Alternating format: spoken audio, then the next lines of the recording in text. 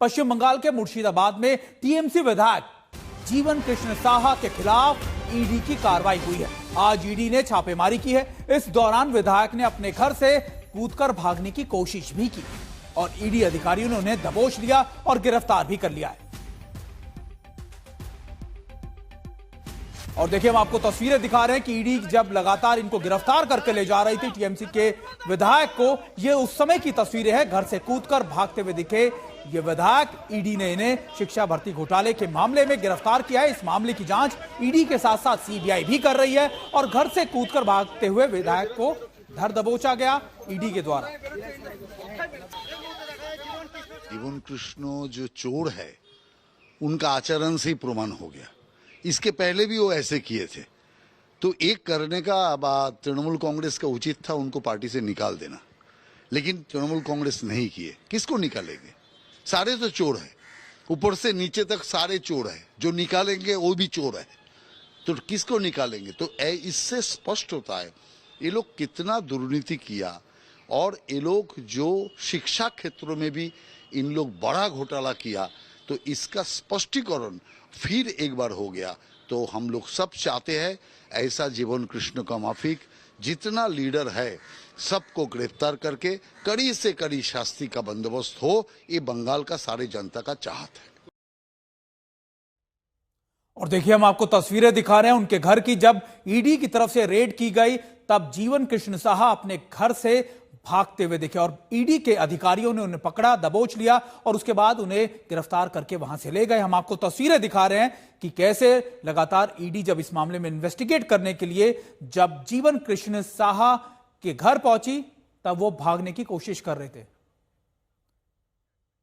और हमारे साथ हमारे सहयोगी तपस भी हमारे साथ जुड़ गए। तपस, अभी हमने ये तस्वीरें दिखाई, लेकिन भागने की जरूरत क्यों महसूस की गई? और अगर इस पूरे मामले के बारे में आप ये बताएं कि आखिरकार ईडी इस मामले में किस लेवल पर इन्वेस्टिगेट कर रही है? जी देखिए, 1-2 साल पहले जब सेंट्रल ब्यूरो ऑफ इन्वेस्टिगेशन ने उनके घर पे छापेमारी की थी, तब भी ठीक इसी तरीके से वो भागने की कोशिश कर रहे थे और अपने मोबाइल फ़ोन को पास के एक तालाब में वो फेंक दिए थे। लेकिन बाद में उन मोबाइल फ़ोन्स को बरामद किया गया था, फॉरेंसिक किया गया था, काफ़ी ज़्यादा इन्फॉर्मेशन वहाँ से मिला, रिट्रीव किया गया। और आज अचानक जब इन्फोर्समेंट डायरेक्टरेट के अधिकारी उनके घर पहुंचे, ठीक उसी तरीके से इस बार तो वो दीवार को फांदकर दूसरे छोर पर भागने की कोशिश में थे, लेकिन वो नाकाम रहा क्योंकि आगे जाकर रास्ता नहीं था और जो सुरक्षा बल थे ईडी के साथ, वो जाकर उनको धर दबोचा।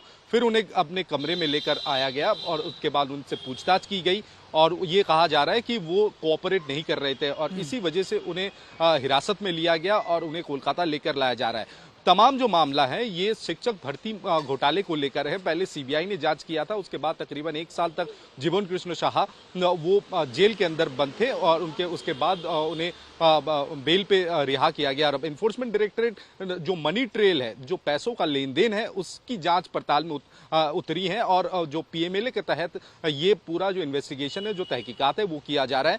जो सूत्रों के मुताबिक जो बताया जा रहा है कि उनके बैंक अकाउंट में काफी सारे पैसों का लेन देन मिला है और जिन लेन देन के बारे में वो सटीक तौर पर कोई जवाब दे नहीं पा रहे और क्या ये पैसा उसी घोटाले का पैसा है, इस बारे में पुष्टि जरूरी है। और उनके अकाउंट से वो सारे पैसे अलग अलग अकाउंट्स में ट्रांसफर भी किया गया था समय समय पर, तो इसलिए अलग अलग जगहों पर आज रेड चलाया जा रहा है। उनके परिजनों के घर पे, उनके जानने वालों के घर पे भी अलग अलग जगहों पर रेड चलाया जा रहा है और आखिरकार उन्हें गिरफ्तार किया गया, कोलकाता लेकर लाया जा रहा है। उन्हें बैंक्शल अदालत में आज पेश किया जाएगा और जिस मोबाइल फोन को वो आज डंप करने की कोशिश में थे, उन मोबाइल फोन को भी बरामद किया गया। उनसे बिल्कुल आपका तपस, बहुत बहुत शुक्रिया तपस। हमें बता रहे थे कि देखिए, दोबारा से ईडी की जो इन्वेस्टिगेशन हुई है वो दरअसल उस मनी ट्रेल को लेकर है जो उनके अकाउंट से लगातार दूसरे अकाउंट्स में पैसे भेजे गए और इसी के चलते दोबारा से ईडी उनसे पूछताछ करने के लिए पहुंची थी। लेकिन उस समय उन्होंने फिर से वही किया, यानी वो ईडी के अफसरों से, अधिकारियों से भागते हुए नजर आए। अब